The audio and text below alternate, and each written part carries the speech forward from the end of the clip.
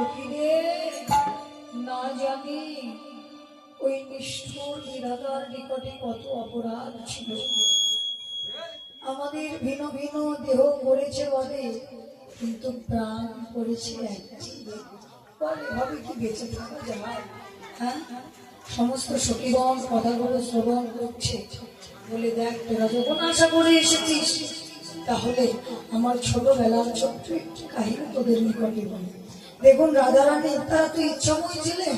হ্যাঁ, রাধারানী জন্মগত অন্ধ ছিলেন। থাকবার কারণটা কি? রাধারানীর বাসনা ছিলেন যে যখন সে প্রথম দৃষ্টি ফেরত পাবে, সে আর অন্য কোনো বদন নয়, সে সাক্ষাৎ প্রেমময় গোবিন্দের বদন দর্শন করতে চেয়েছিলেন। হ্যাঁ, তাই বললেন দেখো সরল মারণী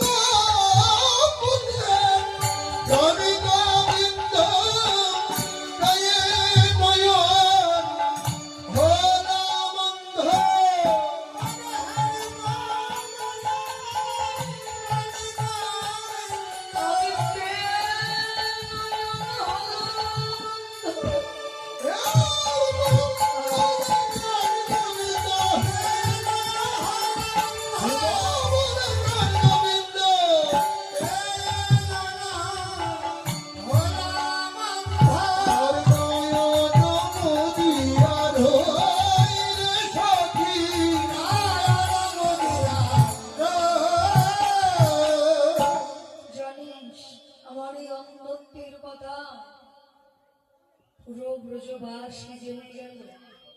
আমার মা আর প্রাণবধূ আর মা দুজন শুয়েছিল। যেই শুনেছে আমার এমন কথা, বিলম্ব না করে ছুটে এলেন। ছুটে এসে আমার মা আর তার মা গল্প করছেন। ঠিক এমন সময় প্রাণবধূ আর ছোট ছোট ভাই আমার দোলনার নিকটে এসে আমার অঙ্গে পরশ করে বলছে, ওরাই ধনী, এতদিন তুমি যার জন্য তুমি অন্ধ হয়ে আছো, যার বদন দেখবে বলে, দেখো সেই ভালোবাসা বদন তোমার নিকটে উপস্থিত হয়েছে। রাধারানী কাঁদতে কাঁদতে হাসিয়া কাঁদিয়া নয়ন মেলিয়া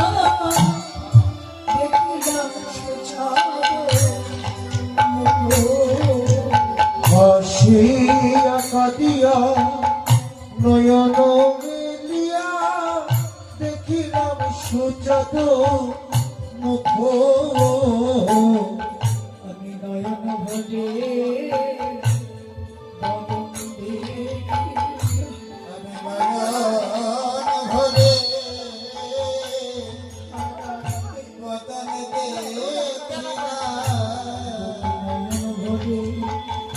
বদন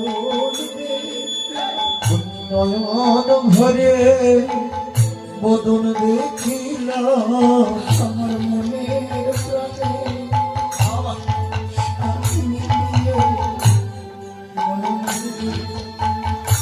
বদন দেখিলাম। আমার মনে প্রাণে সাধে মিছিয়ে দুটি নয়ন ভরে বদন দেখিলাম মনে প্রাণে সাধ মিটায়ে নয়ন ভরে বদন দেখিলাম।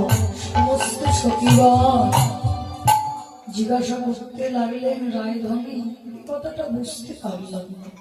দেখ, কারো যদি জীবনের মনোবাসনা ইচ্ছে স্বপ্ন পূর্ণ হয় সেটি তো হাসির মাধ্যমেই প্রকাশ পায়।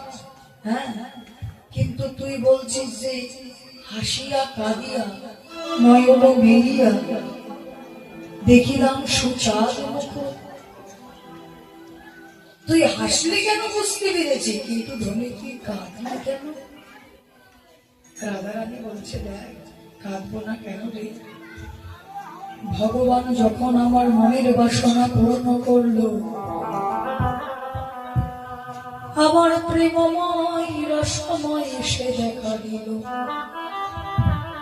কিন্তু তাকে দিবার মতো তো আমার কাছে কোনো ধন নেই। কি দিব? আমার কাছে কিচ্ছু নেই। আমি এক সামান্য আভিরিনী গোয়ালি। আমি কি নিবেদন করবো, কি দিব? তাই আমি আমার দুটি নয়নের জল তার শ্রীচরণে অর্পণ করলাম, আর কেঁদে কেঁদে বললাম, হে গোবিন্দ, আজ যেমন প্রথম দৃষ্টি পেয়ে তোমার এমনি করে যেদিন দেহ থেকে প্রাণ চলে যাবে সেদিন যেন বদন দেখিতে দেখিতে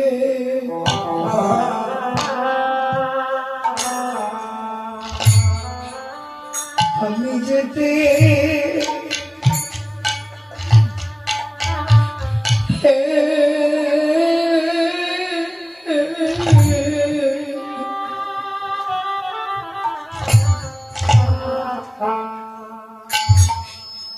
আমি যেতে পারি গোবিন্দ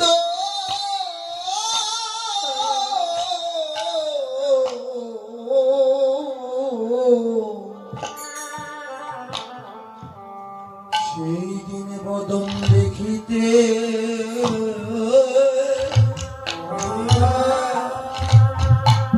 দেখিতে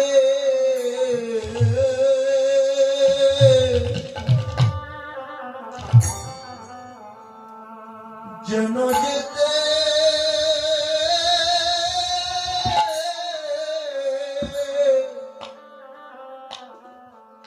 যেন যেতে পারি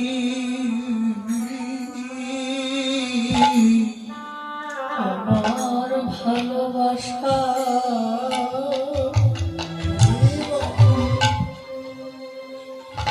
আমার ভালোবাসা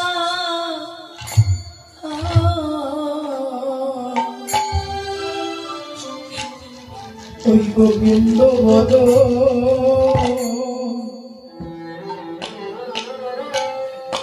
হে প্রেম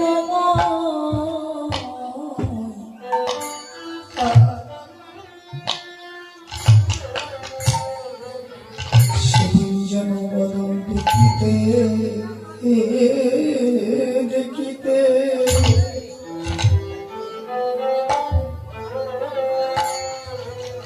আমি যেতে পারি আমার ভালোবাসা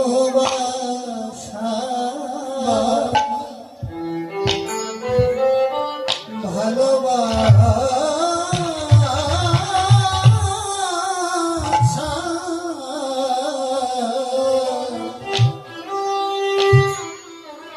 ওই গোবিন্দ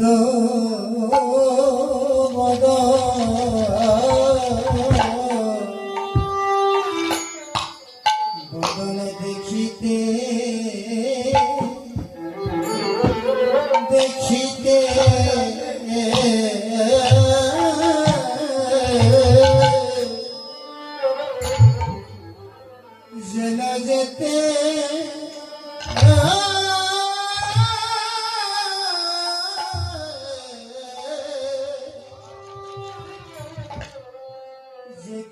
পারি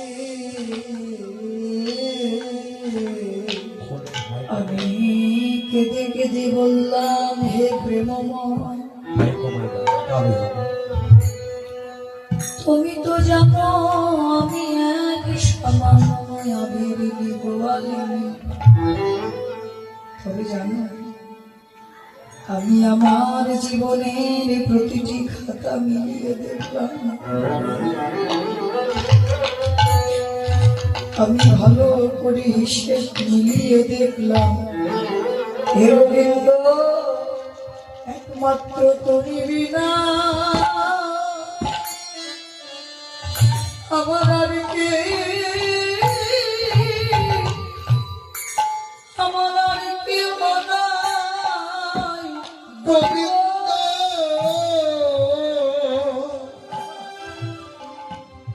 একমাত্র তুমি বিনা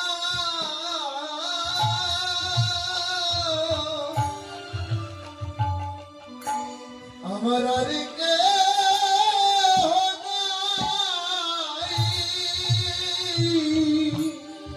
এই অভাগিনী,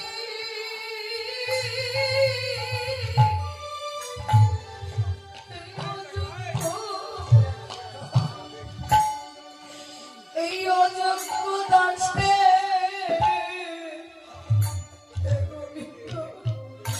একমাত্র তুমি বিনা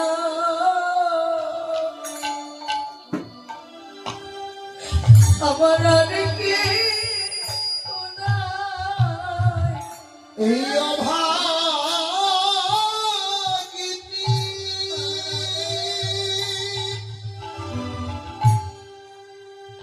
অযোগ্য দাসে গোবিন্দ তুমি বিনা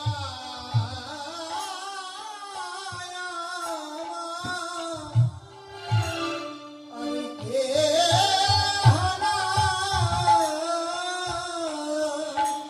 এই অভাগিনী,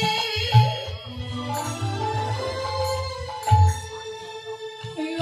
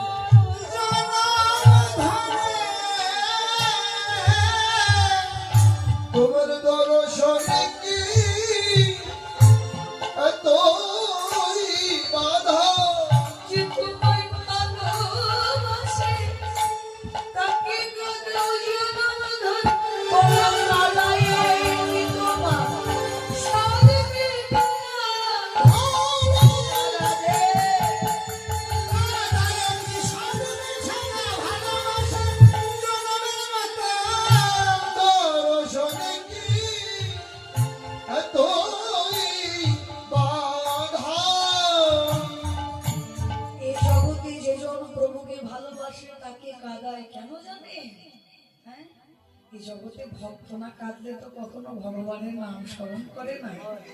আমরা যখন সুখে থাকি, ভালো থাকি, আমরা সারাদিনও ভগবানের নাম গুণগান করবো না, কিন্তু যেই আমরা বিপাকে করবো, বিপদে করবো, সেই বলি হে প্রভু তুমি আমাকে করুণা করো, আমাকে কৃপা করো।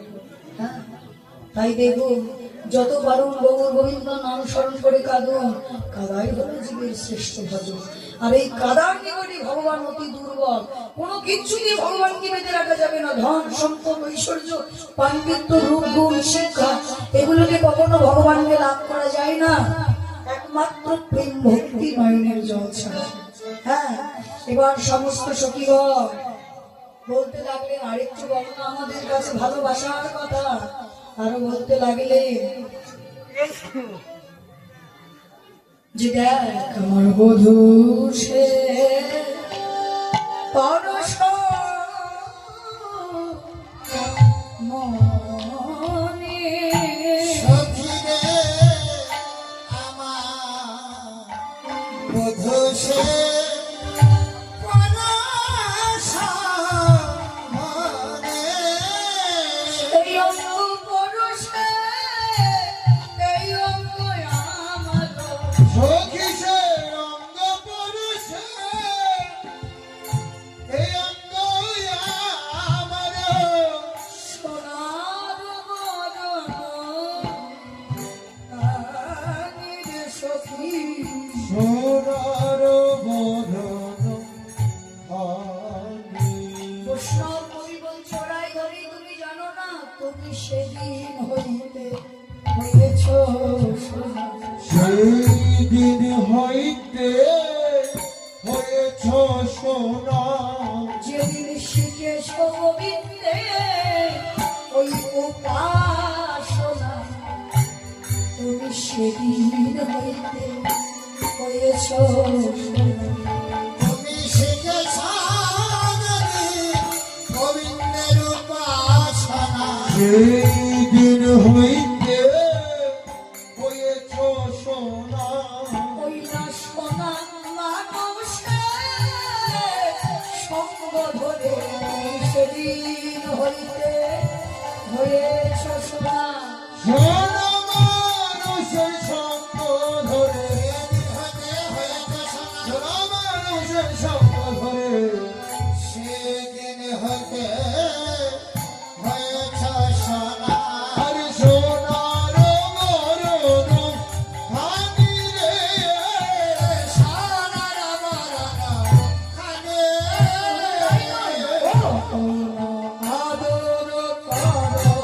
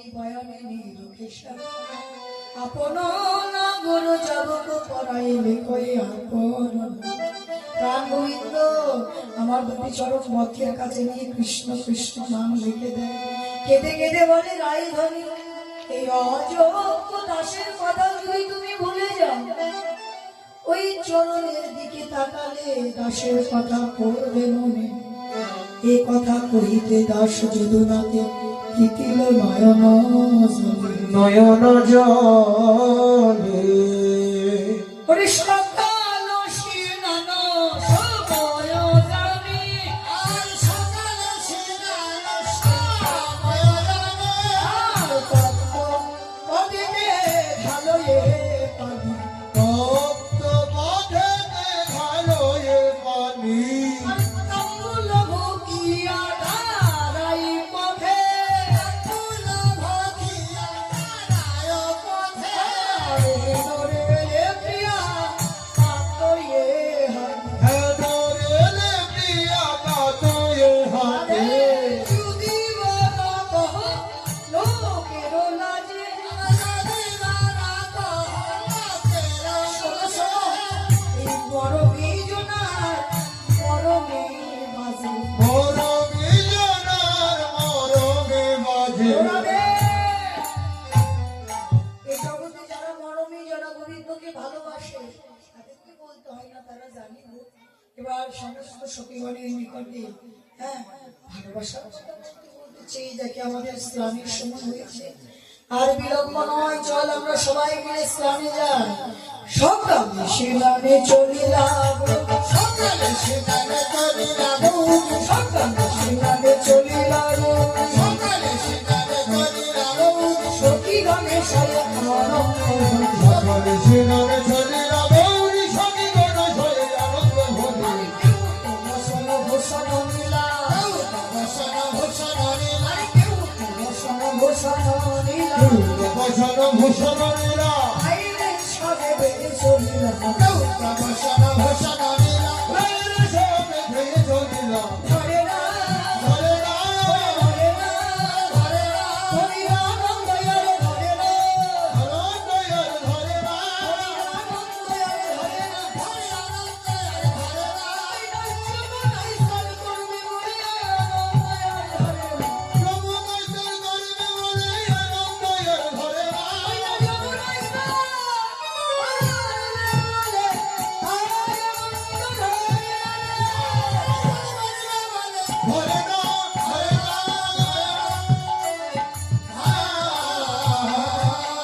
সমস্ত ছবিগণকে নিয়ে যমুনায় স্নান করতে গেলে এইদিকে নন্দ মহারাজ ওরে বাতানো হইলে নন্দ আসি আমি না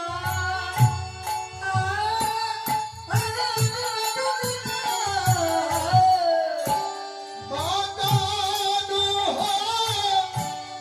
ইতে নন্দ আসিয়ানি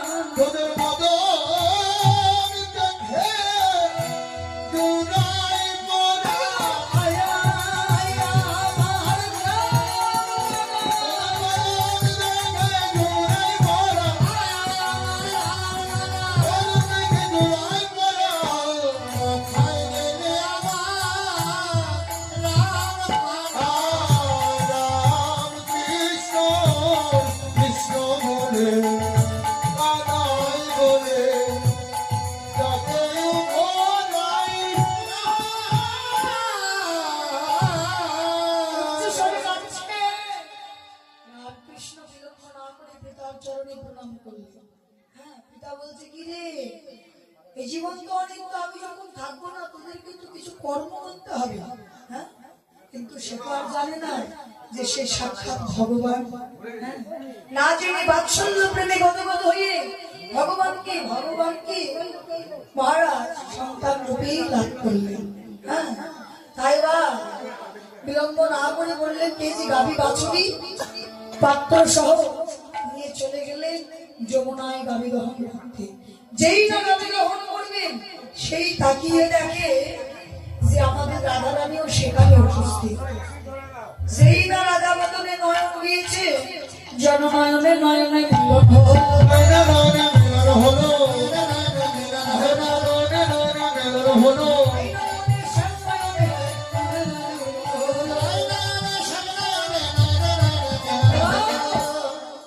গোবিন্দ ভুলে গেলেন গাভী দহনের কথা, বিভোর হলেন। একদিকে গাভী ছুটে গেল, আরেকদিকে বাছুরি। এবার করলেন কি, সে ধবলকে ছেড়ে ধবলকে গ্রহণ করতে লাগলেন। সমস্ত সখীগণ আর রাধারানী আশ্বাস বলছে, দেখ দেখ নন্দ মহারাজের